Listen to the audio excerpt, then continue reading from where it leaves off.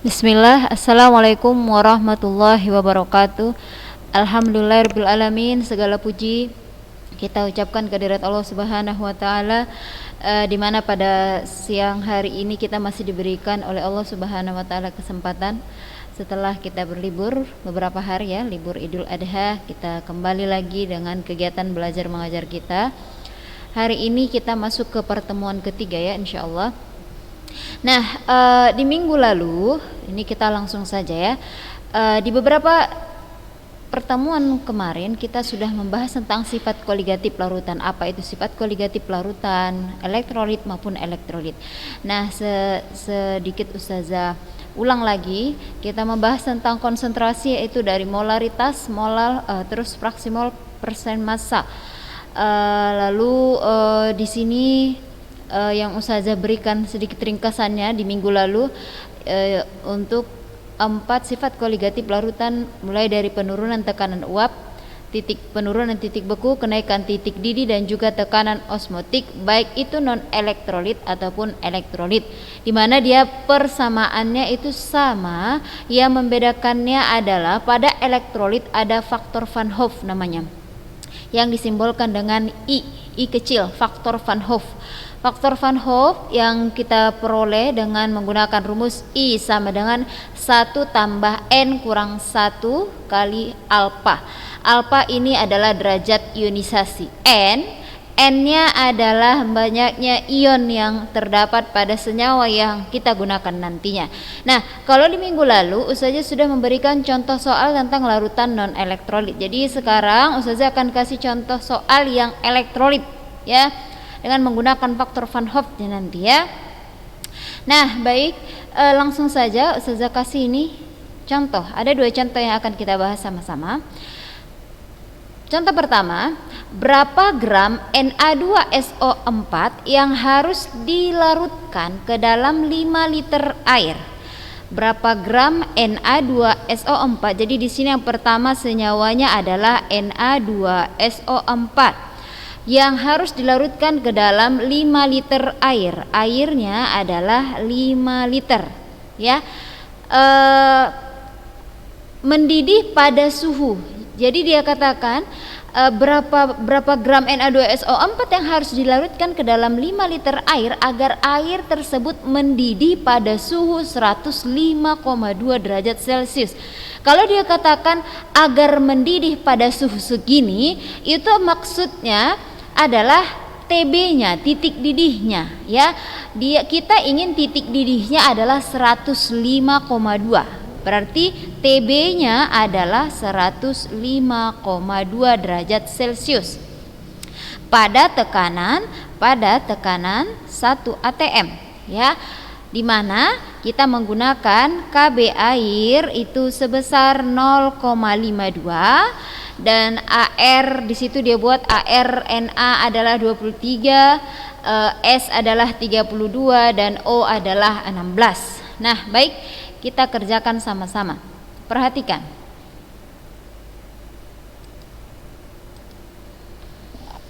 Nah, baik anak-anak Ustazah, ini dia yang sudah diketahui tadi.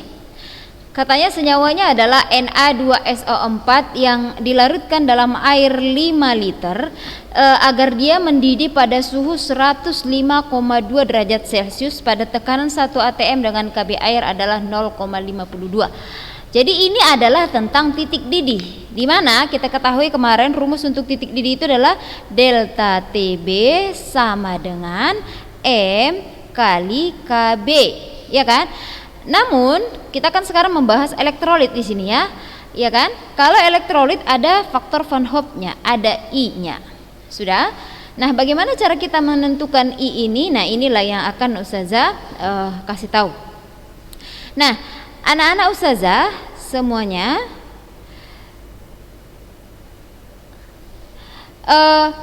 jadi ini rumus pertama, delta TB sama dengan M kali KB dikali I. Sudah? Kan yang dia tanya adalah berapa gram Na2SO4. Berarti yang ditanya di sini adalah massa ya. Massa Na2SO4. Berapa gram gitu. Nah, kan itu bisa kita peroleh dari rumus M yang ini. Kalau kita jabarkan, delta TB sama dengan gram per mr kali 1000 per P kali KB kali I, gitu ya. Nah, delta TB itu kita cari dulu. Gram itu yang ditanya. mr kita bisa mencari karena sudah dia kasih tahu tadi Na sekian, S sekian, gitu ya. 1000 per P, P-nya sudah ada nih 5. Sudah, KB sudah diketahui, I-nya juga. Nah, perhatikan baik-baik. Untuk menentukan I, faktor Van Hoff-nya apabila dia elektrolit kuat, ya. Ananda sekalian, Ustazah yakin masih ingat bagaimana membedakan elektrolit kuat dan elektrolit lemah. Kalau dikatakan elektrolit kuat berarti dia mampu terionisasi sempurna. Kalau Na2SO4 kita ionisasikan, Na2SO4 terionisasi menjadi 2Na plus tambah SO4 2 minus, ya kan? Nah, jadi ini berapakah N-nya? Cara menentukan N di sini adalah, perhatikan, ini ada 1 positif, ada 2 negatif. Berarti di sini jumlah N-nya adalah 3. Jadi jangan samakan dengan matematika ya. Nanti kalian pikir positif tambah 2 minus berarti minus 1, bukan begitu, ya. Ini berbeda dengan matematika. Jadi cara menentukan N-nya adalah ini ada 1 ion positif, di sini ada 2 ion negatif, berarti jumlah N-nya adalah 3. Pada elektrolit kuat N sama dengan I. Dah, itu pada elektrolit kuat. Kalau dia pada elektrolit lemah, nah itulah yang menggunakan rumus 1 tambah N kurang 1 dikali dengan alfa. Itu untuk mencari rumus I. Apabila dia non elektrolit, barulah I-nya sama dengan 1. Nah, itu dulu yang pertama. Ini kita sudah dapat Na2SO4, N-nya adalah 3. N sama dengan I. Kenapa? Karena Na2SO4 ini termasuk ke dalam elektrolit kuat. Lalu apalagi yang perlu kita cari? Cari dulu delta TB-nya. Kita kan mau mencari gram ya. Cari delta TB-nya. Dari mana? Kan ada rumus lain ya. Delta TB sama dengan TB kurang TB 0. Ya kan? Berapa TB 0? Itu adalah titik didih air. Delta TB sama dengan 105,2 dikurang 100. Berapa? 100 itu titik didih air ya. Sudah ketetapan Ustazah sampaikan kemarin. Apabila dia tidak menentukan berapa TB 0-nya, titik didih pelarut murninya, maka kita menggunakan pelarut air yaitu 100 derajat Celcius. 105,2 kurang 100 berarti 5,2 derajat Celcius. Berarti delta TB-nya adalah 5,2. Setelah itu, masukkanlah nilai delta TB ke rumus ini. Dah? Maka saya ulang di sini ya. Delta TB sama dengan gram per mr kali 1000 per P kali KB kali I. Sudah? Delta TB berapa tadi? 5,2 gram. Itu yang ditanya. Kita buat tetap gram. mr, cari mr dari Na2SO4. Cari Na itu 23, S 32, O 16, sehingga Ustazah cari totalnya adalah 142 mr-nya. Dah? Buatlah di sini. 142 kali 1000 per P. Berapa tadi airnya? Airnya adalah 5 liter. 5 liter sama dengan berapa sayang? 5 liter itu sama dengan 5000 ya. Nah, 5000 mililiter. Sudah? Kali KB-nya tadi 0,52. Masukkan ke sini.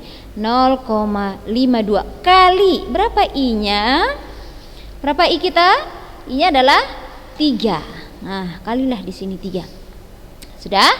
Lalu kita akan memperoleh nanti, Ananda sudah pandailah membolak-balikan ini habis 0,52 dikali 3, lalu ini dikalikan ke sini sehingga kita peroleh gramnya, masanya sebesar 2366,67 gram. Nanti Ananda boleh mencek benar nggak ini hasilnya ya.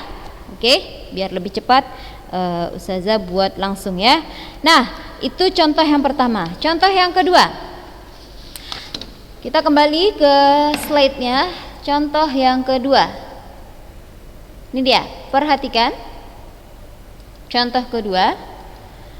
Larutan H3PO4 1 molar isotonis. Isotonis itu artinya adalah mempunyai tekanan osmotik sama.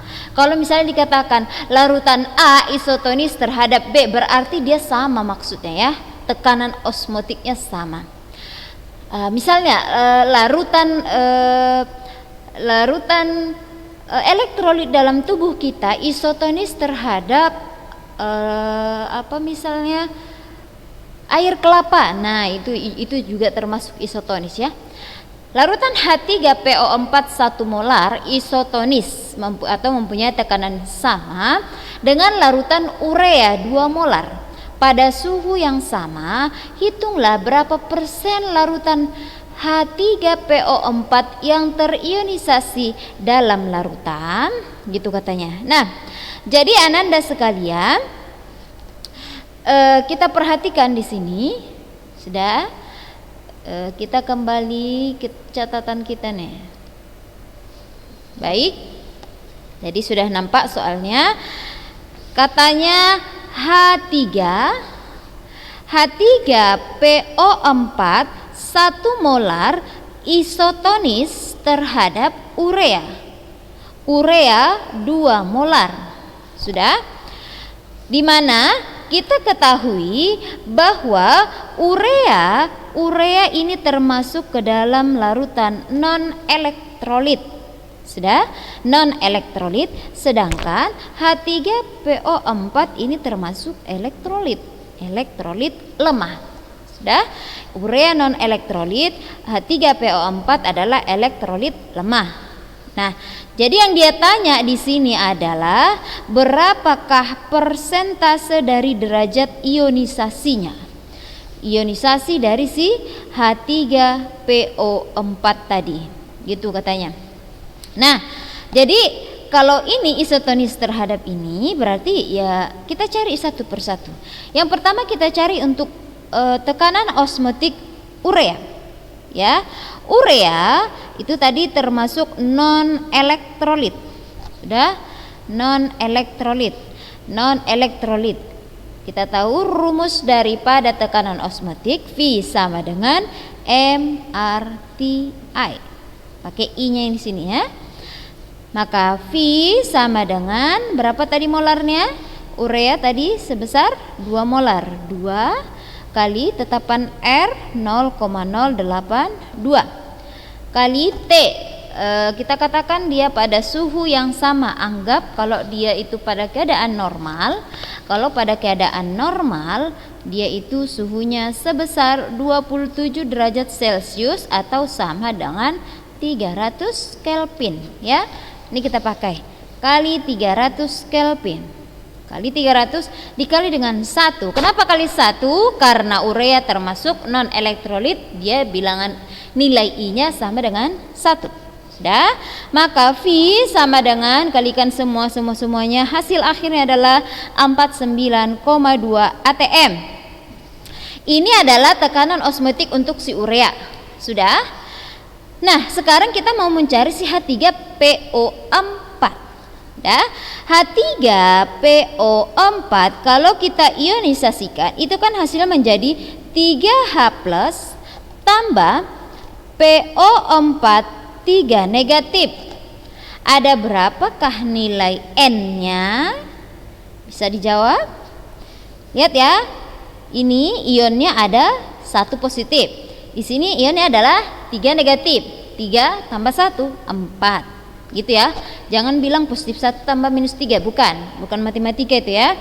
Nah, N-nya adalah 4. Ingat, H3PO4 ini tadi adalah merupakan elektrolit lemah, makanya kita bisa mencari alpanya, derajat ionisasinya. Maka V sama dengan mRTI. Itulah dulu kita buat. Sudah? Baru kita jabarkan dulu rumus si I. V sama dengan mRT. I itu kan rumusnya 1 tambah N kurang 1 kali alfa, ya kan? Nah, ini yang mau kita cari, alfa ini. N-nya sudah ada, T-nya sudah ada, R-nya sudah ada, M sudah ada, V sudah ada. V-nya yang mana Ustazah? Ya ini, V si urea. Karena dia bilang tadi urea isotonis terhadap H3PO4. Nah, jadi masukkan nilai V si urea 49,2 sama dengan berapa tadi molar si H3PO4? Balik kita lagi ke atas, ini dia H3PO4 1 molar. Ya kan? 1 kali R, nilai R berapa? 0,082. Suhunya tadi kita buat 300 Kelvin ya. Dikali 1 tambah N-nya adalah 4 kurang 1 kali alfa. Dah? Kita lanjut. 49,2 sama dengan nih 1 kali ini tetap ya. Sehingga kita perolehlah ini, kalau kita kalikan 0,082 kali 300, kita peroleh hasilnya 24,6 kali 1 tambah 4 kurang 1 3 ya, kali alfa 3 alfa. Dah, 1 tambah 3 alfa. Sudah? Sehingga ini kita kali ke dalam begini dia, 49,2 sama dengan 24,6 kali 1, 24,6 ya. Gitu ya, kalau mengarikan ke dalam kurung 24,6 kali 1, 24,6 tambah 24,6 dikali 3 alfa. Hasilnya adalah 73,8 alfa. Ini yang kita cari nih. Ini yang kita cari. Maka 73,8 alfa sama dengan 49,2 dikurang 24,6. Maka kita perolehlah alfanya sama dengan ini, kita kurangkan, hasilnya adalah 24,6 per 73,8. Maka alfa sama dengan 0,33,3. Nah, kalau dia minta persen, maka ini dikalikan dengan 100 ya. Kalilah ini 100%. Maka kita perolehlah dia persentasi daripada derajat ionisasinya sebesar 33,3% gitu. Ya. Jadi begitu anak-anak Ustazah semuanya untuk larutan elektrolit. Bedanya hanya sedikit saja, ada faktor Van Hoff-nya. Ingat yang Ustazah katakan tadi, apabila dia itu elektrolit kuat ya, apabila dia elektrolit kuat, maka nilai N sama dengan nilai I. Berapa jumlah N-nya, segitulah I-nya. Kalau dia elektrolit lemah, maka pakailah rumus I sama dengan 1 tambah N kurang 1 kali alfa. Sedangkan kalau dia non elektrolit, berarti nilai I sama dengan 1 gitu ya. Begitu anak-anak Ustazah. Ustazah nanti kasih satu soal. Sebelum saja ke satu soal, kita lihat dulu aplikasi daripada sifat koligatif larutan ini dalam kehidupan kita sehari-hari. Sebenarnya banyak sekali ya. Kita lihat dulu. Nah, ini dia penerapan sifat koligatif larutan dalam kehidupan sehari-hari, sebenarnya banyak sekali. Jadi membuat zat anti beku pada radiator mobil. Kalau misalnya kalian yang punya mobil mungkin paham ini ya.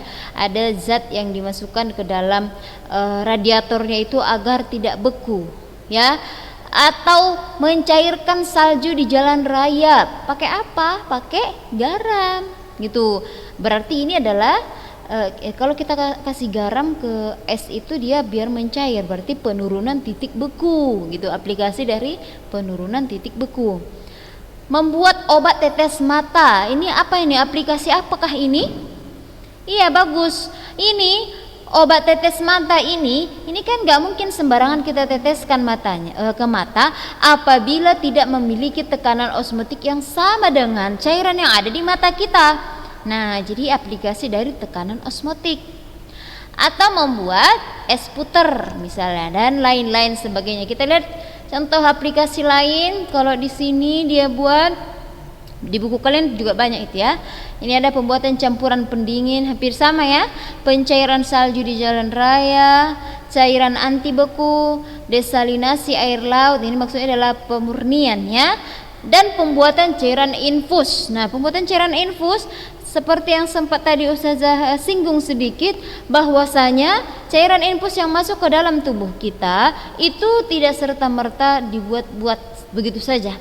Nah, jadi bagaimana Ustazah? Jadi cairan itu memiliki tekanan yang osmotik yang sama dengan cairan yang ada di dalam tubuh kita. Kalau tidak sama ya bakalan menolak gitu. Berbahaya bagi tubuh kita malahan, ya. Jadi ananda sekalian, itu saja materi kita pada hari ini. Kita lanjutkan lagi di minggu depan insyaallah. Ustazah akan memberikan kalian soal, dan Ustazah mengucapkan terima kasih kepada ananda sekalian yang mengumpulkan tugas kimianya kemarin tepat waktu. Saya ucapkan barakallah.